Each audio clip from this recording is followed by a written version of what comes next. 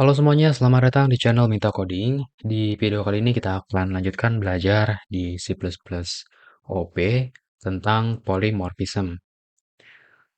Polymorphism ini berarti banyak bentuk, dan itu bisa terjadi ketika kita mempunyai banyak kelas yang relate ke each other by inherits. Jadi sangat relate ke kelas yang lain juga berdasarkan perilaku atau prinsip tentang inheritance, pewarisan. Like we specify in the previous chapter, jadi di video sebelumnya tentang inheritance atau pewarisan, yang mana membolehkan mewarisi atribut dan metode dari sebuah kelas. Sedangkan untuk polymorphism ini digunakan untuk metode to perform different tasks. Jadi kalau misalnya di dalam sebuah kelas punya metode, namun isinya bisa beda-beda tergantung kelas inheritnya.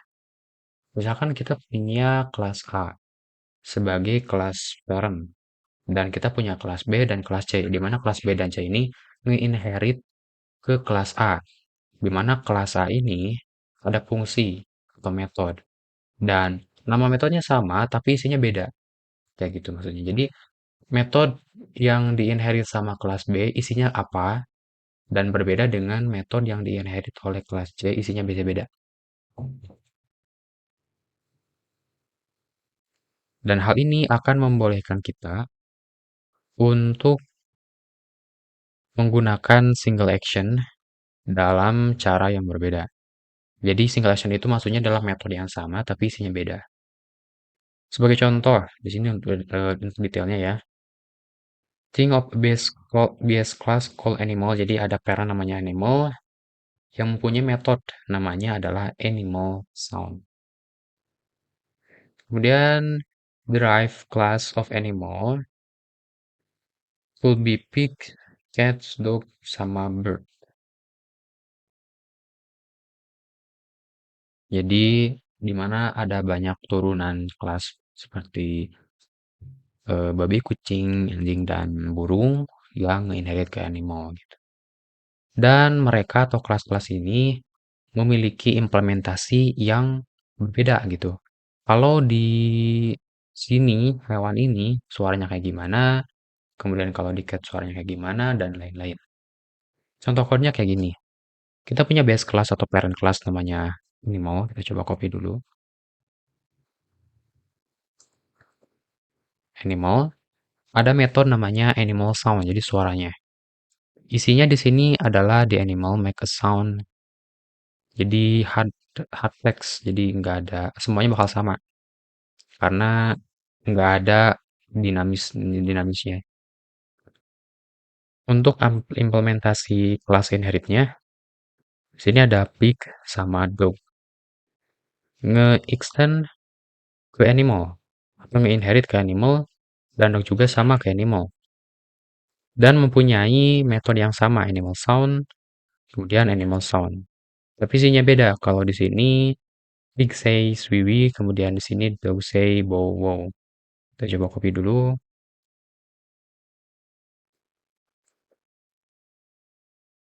Nama metodenya sama, ngikutin metode yang ada di parent-nya. Di animal itu animal sound, maka di sini juga animal sound, animal sound. Tapi kita pengen bedakan gitu isinya. Enggak pengen the animal make sound kayak gini, enggak. Kita pengen bedakan gitu. Jadi harus didefinisikan lagi dengan nama metode yang sama tapi isinya beda. Di sini kayak apa? Kalau di sini kayak apa isinya?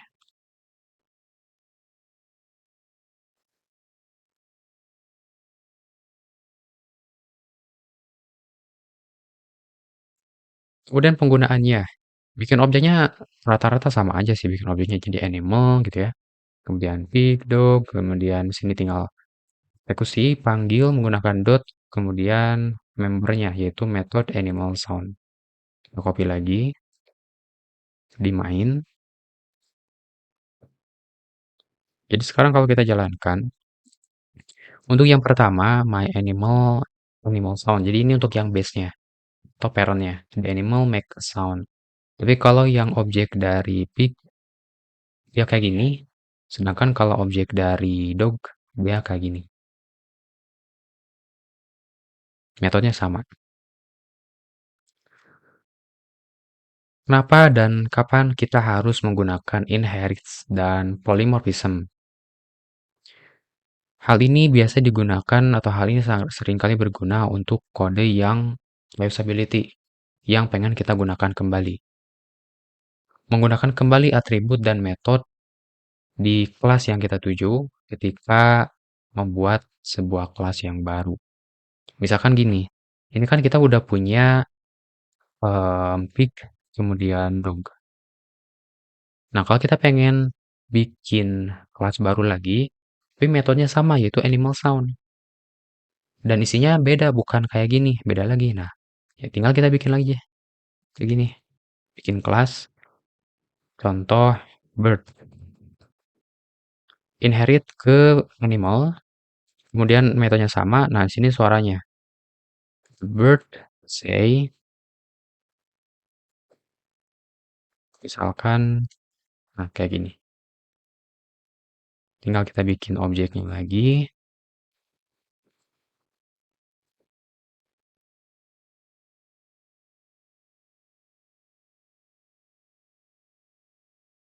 Jalankan, nah muncul. Kayak gitu. Kemudian untuk implementasi metodenya yang ada di parent ini kan udah ada ya. Yang mana kalau kita nge-inherit titik 2 gitu public class parentnya, sebetulnya kita boleh tidak dipakai ininya. Kita coba hapus semuanya. Bird, dog, sama pig. Nah kayak ini. Di sini udah jadi kelas nge-inherit ke animal.